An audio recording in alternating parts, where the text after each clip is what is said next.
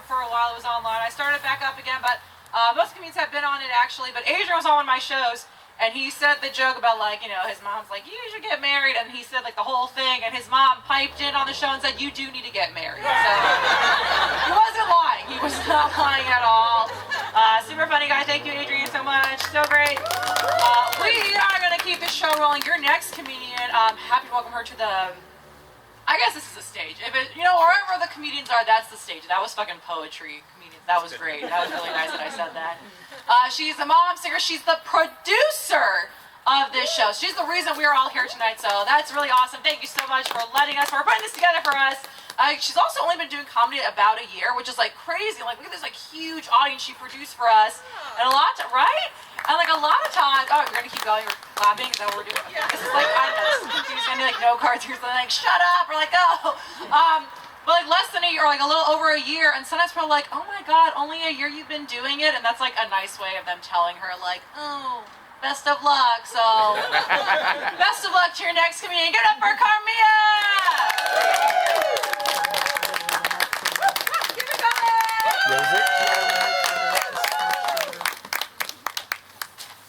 I have a few objects. I brought my own green screen.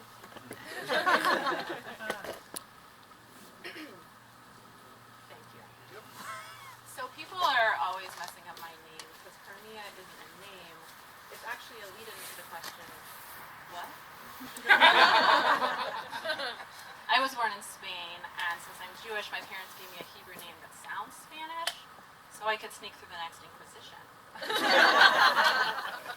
I'm going to be taking a little bit of notes while we're going on, because I'm preparing something a little special for you tonight. According to traditional Judaism, men are turned on by a woman's hair, so married women have to cover it. This thinning, frizzy, greasy long hair is an aphrodisiac of biblical proportion. If it weren't for my scarf, I'd have to fight off suitors with a burp cloth. I have a different scarf for every occasion. There's my hiking scarf and my workout scarf, and my shopping for horse scarf. When I flirt with a mammon, I wear my push-up scarf. Okay, you liked the push-up scarf. That one, great. Can you guys see this word? Woo! Yeah. Great. That word is a recent addition to the English language, and the X is there as a way of including trans and non-binary folk, but how do we pronounce that? Google doesn't know, so I've decided to pronounce it like this. Wimexin. Can you say that with me? 1, 2, 3? Wimexin. Great, good. It totally sounds like a medicine. Been around too much mansplaining? Ask your doctor about Wimexin. Poisoned by toxic masculinity? Try Wimexin. I used to feel exhausted from resisting gender conformity. Now I take Wimexin. Side effects include nausea, moodiness, and a decreased interest in giving a crap. I have a terrible memory, and I can't remember to pack extra pads or tampons, so instead I wear a menstrual cup. We're going there. The advertising slogan for one brand of menstrual cup is, as difficult as a diaphragm, but easier to spell.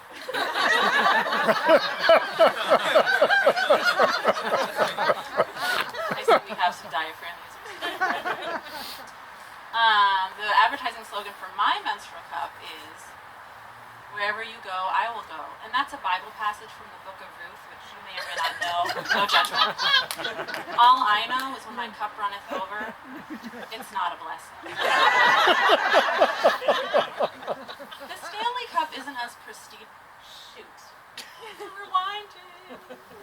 The menstrual cup isn't as prestigious as the Stanley Cup, but once you get it, it's yours for life. It's not as popular as the World Cup, but you only have to wait another 3 weeks to see it.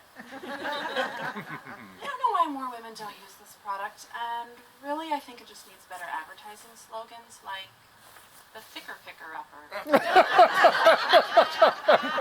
Good to the last drop. Threw in that groaner for you.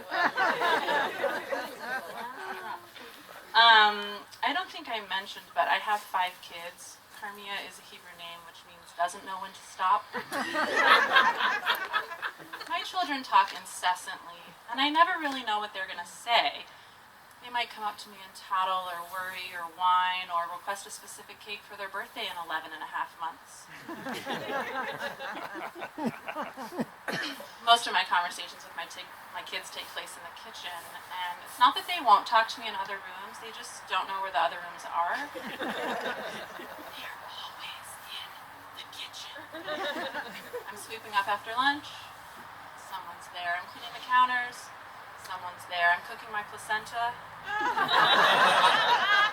some?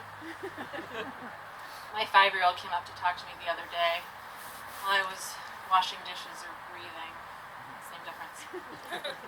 She summarized The Little Mermaid. This included 7 minutes debating how many legs Ursula the octopus has. Is it 5? Is it 3? Is it 8? It's 8. Now that my 3rd kid is in the middle of the Harry Potter series, I'm hearing summaries of books for the 3rd time. This is torture. Torture with interrogation techniques. Here's a question they like to ask. Are you still listening? No, I stopped listening 2 kids ago.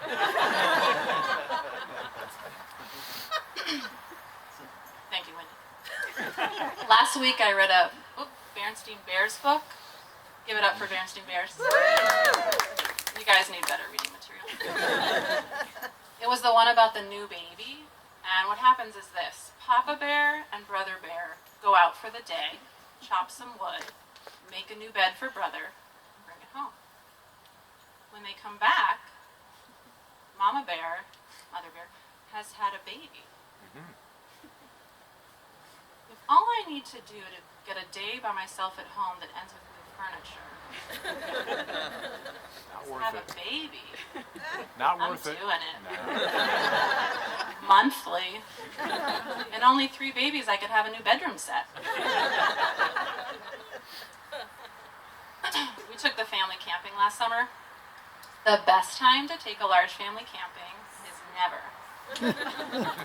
Camping entails buying special items to bring to the woods, bringing them to the woods, and losing them in the woods. That's actually why we go anywhere, to lose our things. Hey y'all, water park day. Get your towels, put your suits on, bring something to forget. Make it expensive. Mama, can I bring my Barbie doll? Would it make you sad if you lost it? Yeah. Pack it. But there are some things you really don't want to lose. So to help on the camping trip, I tricked out my camping scarf with cargo pockets. On this side, bug spray and tent stakes. And on this side, all the reasons we should have stayed home.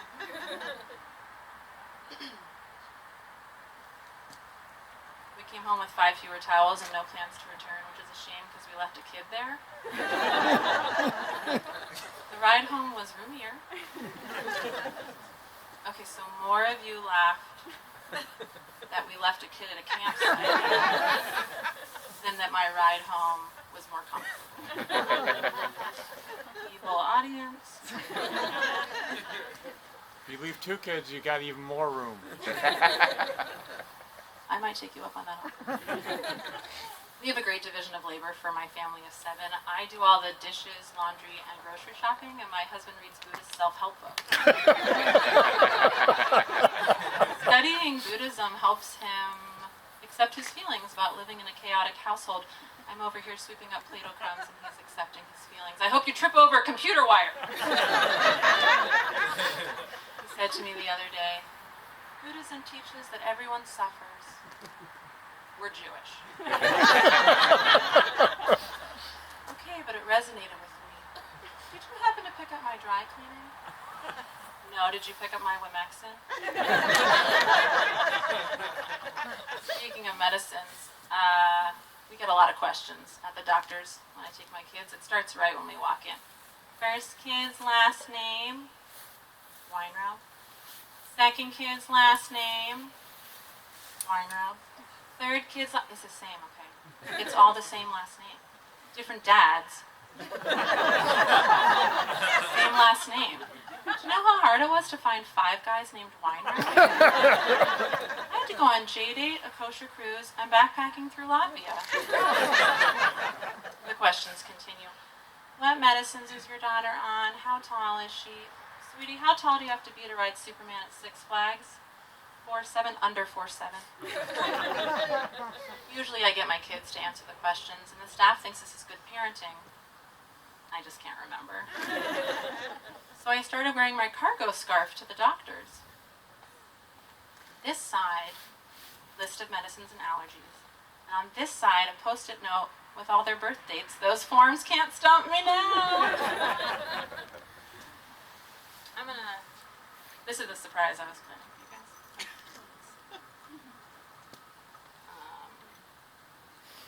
I'm going to sing a little song about our experience together.